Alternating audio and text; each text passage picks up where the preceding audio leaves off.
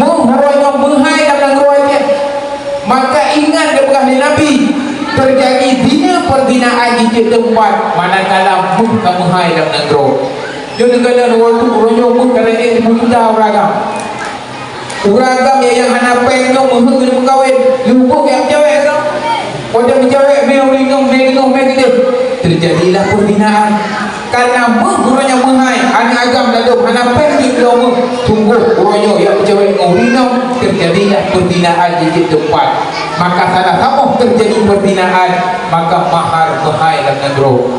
Itu minum itu ragam laki anak pun menghai tak ni. Kayaknya orang video yang kau memudahan juga. Iaitu dibuat laki dengan agam ni je. Jumpa mayang laki you karena menghai. Baik sampai udah ada pun kahwin 5 mayang, 2 mayang kahwin ada raketri yang dah mati ke dia je. Raketri yang menikah je yang.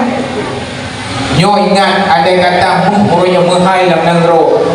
Menghorongnya makin itu ke 5 juta mayang uragam pokok yang lagi mana dah.